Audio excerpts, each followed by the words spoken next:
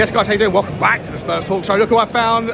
Simeon Daniel from the We Are Tottenham TV crew. My first game back at the stadium this season after all of the... Stay away, surely. I know. Stay away. I thought my re-arrival, especially sitting next to you, I said to you, didn't I? Within 5 minutes we were up.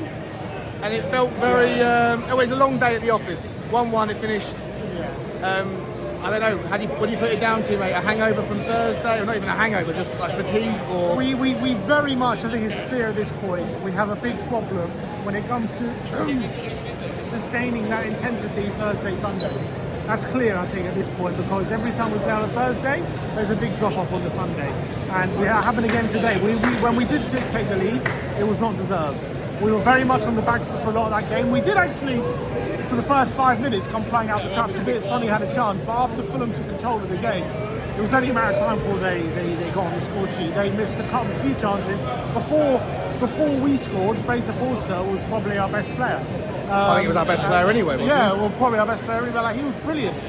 Fulham were the ones making the running. Again, out wide, their fullbacks were doubling up on our fullbacks. The wingers on our team didn't have the... I don't know if they didn't have the energy or the there was no chemistry today, it felt like. They didn't have the, what's it called?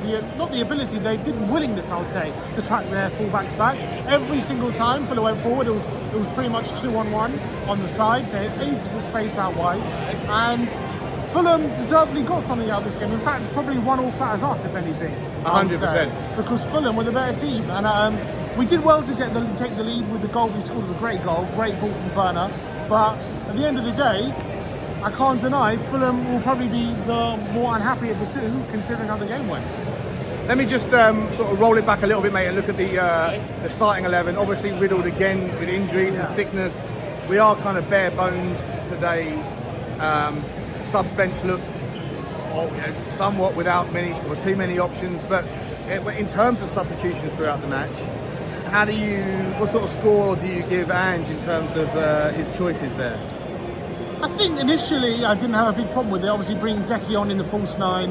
I can't remember who took off Werner, put Sonny on the left. I didn't have a problem with that. But then I think clearly he had, because I think the triple substitution was already coming out before the red card. Yeah. But I think once that red card happens, he's got to change. Your game state has to change 100%. What decisions you make. And I think he kind of made a decision, all right, I'm taking off Maddison, I'm taking off, I can't remember who else went off. He brought on Archie Gray. He brought on Bergvall. He was going to bring on Spencer. He actually did change his mind on that one. But I'm thinking, you're down to 10 men. They're down to 10 men. They've just got Kearney sent off. Can't take off Maddison at this point.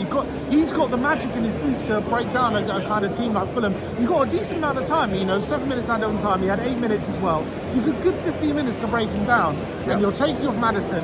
And basically what happened was, they brought on like 2 extra defenders. Yep. And we had absolutely no presence in the box. Decky was dropping deep to kind of find the ball because we didn't have Maddison on the pitch, and he was going to be the one to pick up the ball from deep and try and make something happen. And when he went deep, he had no one in the box. Right. Sonny and Porro were crossing the ball in to no one because no one was in there. It took him until 2 minutes before added on time was up to bring on Will Lancashire. I thought at that point, would have been the smart choice, right? Even though beggars can't be choosers, he is an option. We were having a little giggle about his minutes per goals ratio in a Tottenham shirt. He's a big lump. He's a striker. You're going to throw, in that sort of stage of the game, you should be tempted to throw caution to the wind, just lump balls in there. You're not going to do that with Lucas Bergvall as the most advanced player, with Decky trying to be all things to all men. I mean, his confidence is obviously an incredible asset at the moment, but at times I worry if it's going to blend over into the realms of like from the sublime to the ridiculous with him expecting to take on the world. Yeah, no, it did happen at times when he came on today, but I think it's an easy fix. Johnson was having, I know he scored, but he had a bit of a shocker today. Miserable game for him. I thought it was terrible, and you just take him off, put Decky on the right, Maddison in the number 10, Lancashire up front, and all of a sudden you've got square pegs and square holes, and you've got everyone in the right position to try and get that goal in the last 10 minutes. You've got crosses being swung into a striker in there. You've got Decky and Maddison being able to create. You've got Son on the outside who's willing to take people on. Yeah. And I just felt it was very disjointed. Those past 15 minutes, we never looked like scoring, and we're playing 10 men, and you're thinking, all right, well, it's good tonight for us to really have a good go at this team for 15 minutes with one less man. And we just struggled to have any sort of impact in their box, and that was because we didn't have any focal point. And I have to put that down to Ange. Yeah, I don't disagree. I think that, as I say, I'll acknowledge the struggles he's not someone that bemoans injuries. He's not someone that spends a lot of time like other managers do, feeling sorry for themselves in pre-match press conferences. He gets on with it. He doesn't let bad moments or big moments kind of interrupt his overall message and his theory. However, I think that, like I say, as an observer, I think there is. It's worth pointing out that we were struggling with our options today. There wasn't that much to go with. Solanke, we missed him. We missed Decky from the start. There's no doubt about we missed all these players. I think when we didn't have Decky and Solanke, we couldn't hang on to the ball. It was clear as day. At first half, the only time we looked dangerous was when we were counter-attacking Fulham. Yeah. Whenever we actually had a bit of possession, we didn't look dangerous at all. Fulham actually dealt really comfortably with it because whenever Son got the ball in the front line, he was being bullied by Bassey very easily. Johnson and Werner have never been good players hanging on to the ball, and so we really missed Decky and Solanke there. See you, mate. Thanks, buddy. Appreciate you, mate. Appreciate you, mate. Let me ask you about Sonny and the front three specifically. Timo obviously coming in, needs must with the injuries. Sonny being repositioned back into the old school 9, but that he's played and done so well with over the years. But in this system against a team that, let's be honest, I think to be honest, the online community this week, from what I saw, gave Fulham more than enough credit. I think there was a universal consensus that this team shouldn't be underestimated. They didn't come here and park the bus. They had the high line. Their defenders were hogging the halfway line throughout the lion's share of the game. Do you think that Sonny being repositioned into the 9 was the right selection? Could you have made the same decision with a Timo or with a Brennan Johnson or with a Decky and done something different from the start that may have given us a better switch up of opportunities throughout that first half? I think for me, if you're making that decision that you're resting Decky and you can't play Solanke, if that decision's been made, I think you have to play Son up front. Unless the only other one I would have gone is Lancashire. I don't think putting Timo or Brennan would have changed anything in my opinion. I think it would have been just as bad. It would have been just as bad or worse, to be honest. Fair enough. So the only thing it would have given you is maybe Son could have done a bit more on out wide than he did up front. But I think I don't have a problem if that was his decision. I guess he's hamstrung by injuries, but maybe he's got either if Decky was on the bench, start him up front maybe, or you've got to give Lancashire a go. He's in the squad. You've kept him for this season as an option, so let him be an option. Put him up front and see what he does. If it doesn't work, you've always got Decky who can come on and you can put Son up there. But I think we should have used Lancashire more. If Solanke was ill, Lancashire was the only one who had a bit of presence on him, so we should have played him. I agree. Look, we looked at the forward line. Let's move a little bit back quickly there, Simi, to the midfield trio: Maddison, Sarr, and Bissouma today.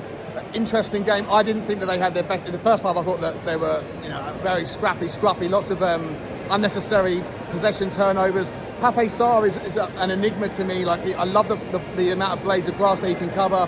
His interception, his anticipation is top notch. But with that desire to get forward sometimes can lead to misplaced passes, and I think that he and Bissouma and Maddison were there were moments that I thought well done, but there was also moments where I thought unnecessary sloppiness.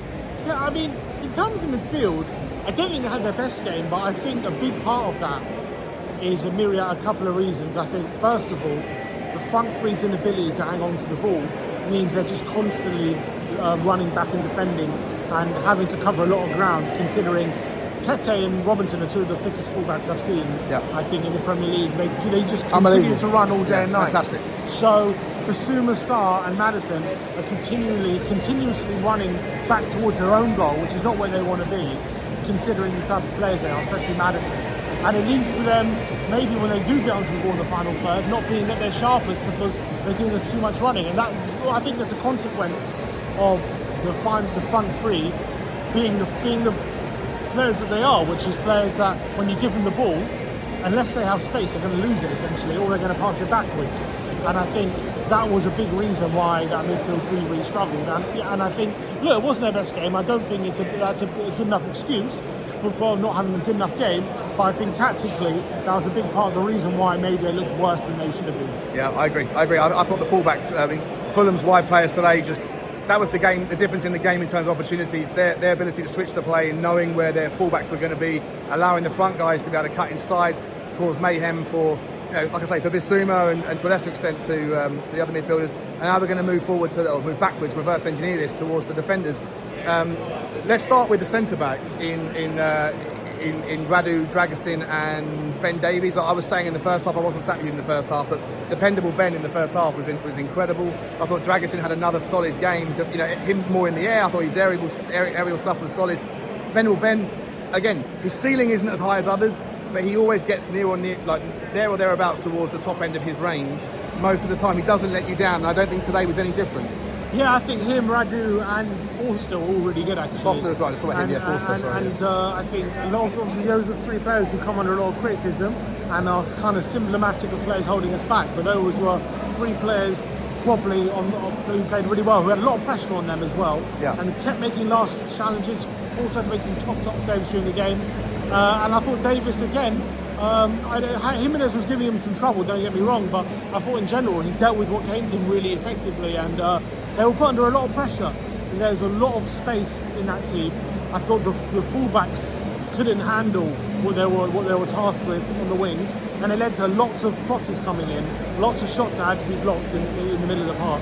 And I thought Radu, Davis and Forster did really well. And I thought Radu actually ended the game really strongly as well. One of the better players. He was actually being a bit more aggressive and proactive, trying to win the ball back and get us on the front foot, but we weren't able to kind of capitalise on that. Yeah, I completely agree. And then last two we haven't spoken about yet, the fullbacks themselves, Pedro Porro, Destiny Udogie, a difficult game for both of them. Again, my memory is probably not as strong. I mean, I know you've got an elephant memory, mate. You remember every little thing in isolation. So I'll lean into you on this one. Pedro Porro, overall, I thought he, at times got forward, at times tried to connect play, but some of the rhythm wasn't quite there. The cadence and the kind of the telepathy that you need in this system to be able to understand where each other's going to be at times, it wasn't quite there with him. And the same with Destiny. At times got forward, at times looked dangerous.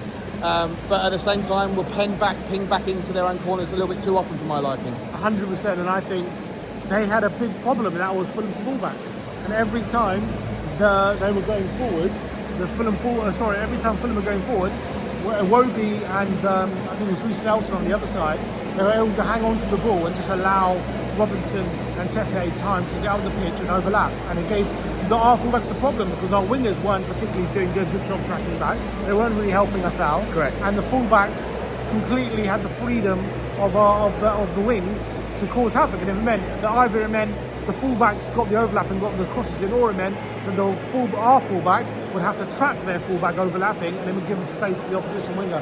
And it just led to basically whenever the ball went out wide, we had to basically we couldn't win it, so we had to basically clear across or block a shot to get the ball back, essentially. Right. And that was never going to be sustainable. And in fact, I think the goal comes from, again, the wing lays it back to Kearney, who obviously scores a goal. It's a great finish. Wonderful finish, Again, it comes from, again, the fact that once the ball goes out wide, we can't win the ball back off that wide situation. We have to basically wait to see what they're going to do to then get the ball back. Mm-hmm. And what they did for the goal is they laid it back and shot, and we didn't block it on that occasion, and it's a goal. Yeah, the most difficult of their chances was the one that finally broke our resolve. 1-1, mate. Fair result, you'd say, or maybe even I think we got lucky. Got lucky, yeah. I think Fulham deserved the win. You'll take I mean, the point's not really good enough for us, to be honest, at this point. I think it's not a good result, but we should have lost, in all honesty. We were not on our game. We didn't look at our freshness. When we looked, there was a period when we scored, and then after we scored, we were looking like, okay, maybe we're going to kick on from here. Never really happened. It was a good goal we actually scored, to be fair. Credit to the team. It was in a period where Fulham were probably at their strongest, actually, I would say. They were having chance after chance, and then we broke and scored, and it was a really good team goal. So, on the positive, it does show, even in our hardest moments when we're not playing well, we're still capable of stringing something together and getting a moment of quality, which we did. So it was a good goal. Brennan again at the back post, but unfortunately, it wasn't a good enough performance. And even against 10 men, I thought were too comfortable for my liking in those last 15 minutes. Well, listen, we've got 5 days off, mate, and then next one is a really tough game against Bournemouth. I think there's Chelsea after that. Yeah. Not going to be easy, mate. How does, even from what I gather, the latest names, or the most likely returns in the next lineup of players that come back from injury is probably going to be, we don't know what's happened to Archie Gray, but it's probably going to be Micky and, Christian Romero is probably first up. And if anything, the area of the team that at the moment looks like they're the strongest happens to be Ben Davies and Radu Dragusin. So we need 4 players back. We need Solanke back. We need Becky back in the team. We need players who can actually hold other opposition defenders off and keep the ball. And we weren't able to do that today. Bournemouth is going to be an even tougher test. They're even more aggressive, and they've got such a great home record, and they're going to come into this game with a lot of confidence with the teams they've beaten at home. So if we're lacking in any department, then they're going to take advantage of it. And they've shown they can do that to any team. So we've got to be careful. Yeah, look, difficult to take too many positives today, Sim, but listen, mate, thank you for joining the channel as always, mate. Great to see you, buddy. Great to see you. Guys, listen, you can see a sweaty Sean, even though it's freezing cold outside. I've overlaid it. Listen, like, subscribe and comment to the boys over at We Are Tottenham TV and to this channel. We'll see you on the next one. Like, subscribe and comment, and as always, come on, you Spurs.